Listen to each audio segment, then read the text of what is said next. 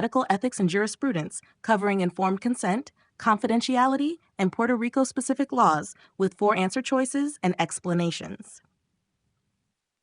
Medical Ethics and Jurisprudence Clinical Vignette, Informed Consent. 1. Competency versus capacity. A 68-year-old man with mild dementia is scheduled for a hernia repair. He understands the risks, but his son insists he is not competent to consent. The patient correctly recalls his diagnosis, treatment options, and potential complications. What is the best next step? A. Proceed with the surgery as the patient has decision-making capacity. B. Obtain consent from the son as next of kin. C. Request a court-appointed guardian. D. Cancel the surgery. Answer: A. Proceed with the surgery as the patient has decision-making capacity. Explanation: competency is a legal determination, but capacity, ability to make informed decisions, is assessed by the physician. Since the patient understands the risks, he can consent. Refusal of treatment.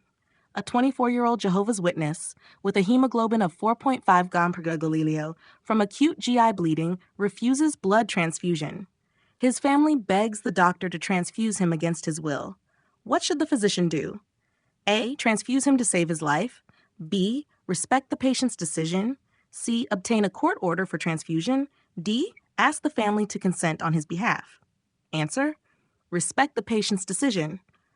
Explanation: adults with decision-making capacity have the right to refuse treatment, even if it results in death. Hack 3. Pediatric refusal of treatment. A 14-year-old with leukemia refuses chemotherapy, but his parents insist on treatment. What is the best course of action? A. Proceed with chemotherapy despite the minor's refusal. B. Honor the minor's decision. C. Request an ethics consultation. D. Obtain a court order. Answer: A. Proceed with chemotherapy despite the minor's refusal. Explanation: parents can make medical decisions for minors, especially when life-saving treatment is necessary. Courts generally override a minor's refusal. Confidentiality. 4. Confidentiality in adolescence. A 16-year-old girl requests contraception and does not want her parents informed. What should the physician do?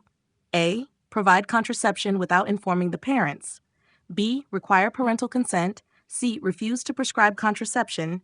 D. Notify Child Protective Services. Answer: A. Provide contraception without informing the parents. Explanation: in Puerto Rico, minors can access reproductive health care, including contraception, without parental consent. 5. A 23-year-old man with HIV refuses to inform his sexual partner about his status. What is the physician's ethical obligation? A. Maintain confidentiality. B. Notify the sexual partner. C. Report to public health authorities.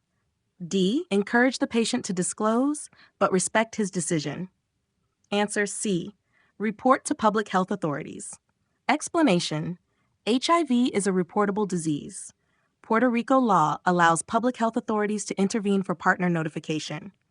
Puerto Rico-specific laws. 6. Mandatory reporting in Puerto Rico. A physician suspects child abuse in a 4-year-old with unexplained bruises.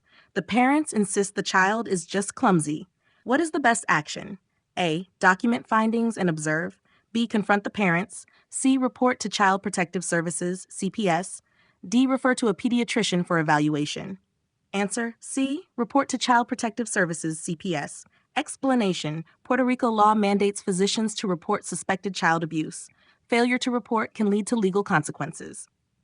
Elder abuse.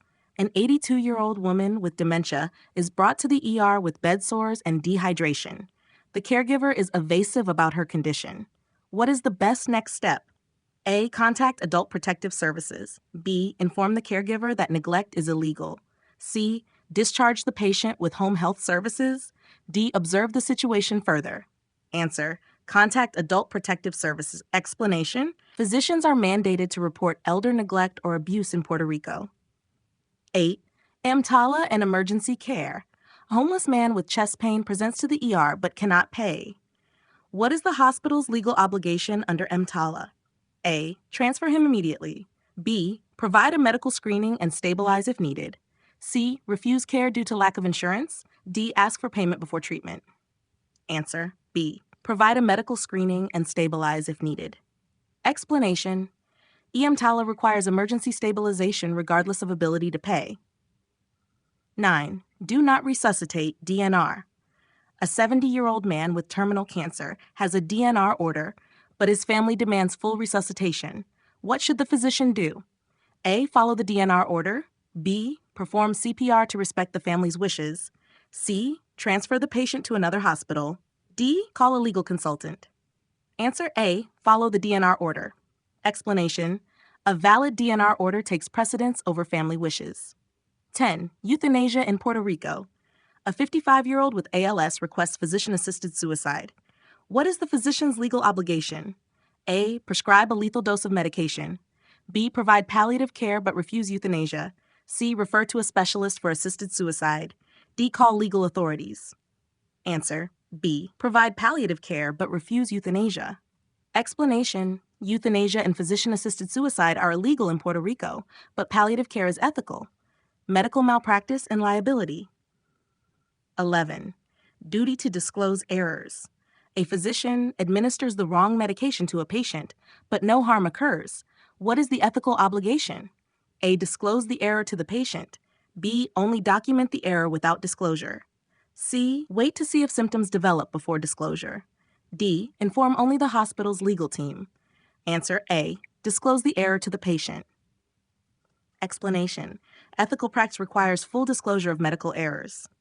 12. Signing death certificates. A physician is asked to sign a death certificate, but did not personally see the patient before death. What should they do? Sign the certificate. B. Refuse and request an autopsy. C. Refer the case to forensic authorities. D. Ask another physician to sign. C. Refer the case to forensic authorities.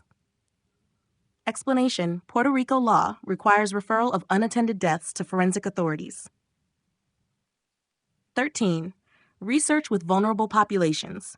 A study in Puerto Rico recruits prisoners for a new medication trial. What is the main ethical concern? A. Lack of financial compensation. B. Coercion and inability to freely consent. C. No risk of harm. D. Confidentiality issues. Answer B. Coercion and inability to freely consent. Explanation: prisoners are considered vulnerable populations due to potential coercion. 14. Conflict of interest. A physician receives expensive gifts from a pharmaceutical company. What is the ethical issue? A. Potential conflict of interest. B. No issue if disclosed. C. Illegal practice.